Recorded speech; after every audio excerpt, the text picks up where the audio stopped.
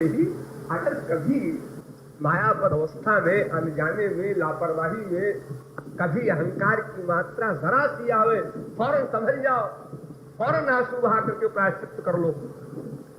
हे गुरुदेव, हे श्याम सुंदर, मैंने आपको कष्ट दिया, मैंने लापरवाही की, आज मैंने एक के प्रति दुर्भावना की, अपराध किया, अपने को अच्छा समझ लिया, अपने अपमान को हमने बुरा माना, फीलिंग किया उसमें।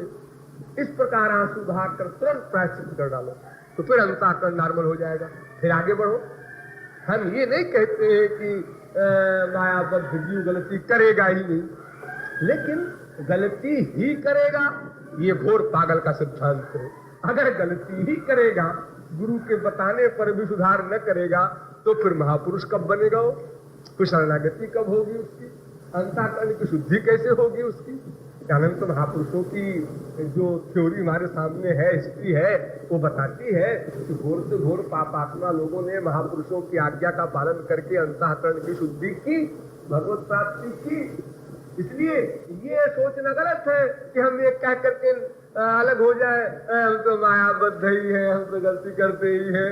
अरे गलती करते ही है, ये मायाबद्ध का लक्षण उस मायाबद्ध का है जिसको गार्जियन न मिले, गलती न बताई गई हो, और जो गलती बता दी गई, हम समझ गए और स्वयं जान रहे हैं, और फिर गलती करें और कहें हम तो मायाबद्ध है, तो फिर क्या हम ये समझते हैं कि ऐसी ही अवस्था में रह के हम कृपा पात्र बन जाएंगे? अगर ऐसी ही अवस्था में रहकर हम कृपा पात्र बन जाएंगे, ये सही हमारा सिद्धांत है, तो अनादिकाल से अब तक हम क्यों नहीं बन गए? क्या भगवान मर गया था क्या? क्या महापुरुष नहीं थे? ऐसी बात तो कोई नहीं। इसलिए अपनी वीकनेस को बढ़ाना नहीं है, उसको मिटाना है। हमें इसकी लिफ्ट नहीं देना है मन को। अरे मन, तूने गलती की है, अरे तो ठीक है, न कश्चिन्ना अपराध लिखा हुआ है।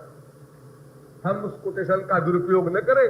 वो तो एक गलती लाइफ में कभी किसी ने संस्कार वश या घोर लापरवाही वश कहीं कर गया, कोई कुसंग वश, तो उसकी इतनी फीलिंग कर रहा है, दंड भोग रहा है स्वयं, और उसके पीछे सिद्धांत तो बताओ कि हाँ करना ही चाहिए, तब तो शास्त्र वेद कब डरते हैं? फिर तो ये करो ये ना करो, विधि निषेध का जो वेद बनाया गया उसका भी कोई मतलब नहीं। फिर तो भगवान ने नशे में बकबक किया है, इसका मतलब ये हुआ।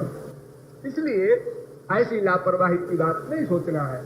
सदा यह सोचो कि हमारे इष्ट को, हमारे शरण को, हमारे किसी भी कार्य से, मानसिक हो या वाचिक हो या शारीरिक हो, किसी प्रकार का वर्क हो, वो जो कुछ चाहते हैं वैसा ही हमें करना है, उनको कष्ट न होने पाए।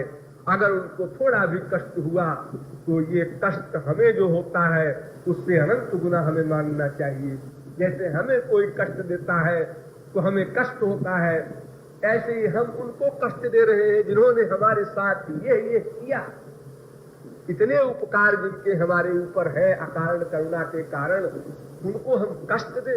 अगर ना सुख दे तो कम से कम कष्ट तो न दे, इतना तो करे। इस प्रकार अगर हम सदा अपने को सिद्धांत युक्त बनाए रखेंगे, हम इस फीलिंग से युक्त रहेंगे, इन दोनों बातों को अगर मस्तिष्क में रखेंगे, तो फिर हम मनमानी नहीं कर सकेंगे, उच्छृंखलता नहीं कर सकेंगे, लापरवाही नहीं कर सकेंगे, और एक बार अपराध होने पर 1000 बार आंसू बहाएंगे और पुनः अपराध न होने देंगे। और अगर हम इन आदेशों को भूल जाएंगे तो ठीक है, महापुरुष दुखी होगा, लेकिन तुमको क्या मिलेगा? तुम्हारा जीवन तो सब कुछ पाकर भी और नष्ट हो गया, और नाम अपराध का बोझ और लद गया। कि तुम महापुरुष से न मिले होते तो अच्छा था, बल्कि ये नामापराध तो जुड़ते तुम्हारे साथ। प्रतिदिन सोते समय 5 मिनट का समय निकाल कर सोचना कि कल से आज हमने क्या प्रोग्रेस की, कितना सावधान रहे इन 2 बातों के ऊपर, जीवता के ऊपर और अपने शरण को सुख देने के प्रति जो हमारा लक्ष्य होना चाहिए, इसमें कितना सफल हुए, और अगर कोई गड़बड़ी रह गई तो कल नहीं होने देंगे। इस प्रकार सदा रीडिंग करते हुए सावधान होकर के हमें अपने लक्ष्य को प्राप्त करना है। तो फिर हमारे लिए उसी प्रकार हम आगे बढ़ते जाएंगे, जैसे चंद्रमा प्रतिपदा के बाद द्वितीया में और चमकदार, तृतीया में और चतुर्थी में और यूं बढ़ता जाता है। ऐसी साधना हमारी बढ़ती जाएगी और हम लक्ष्य को प्राप्त कर देंगे।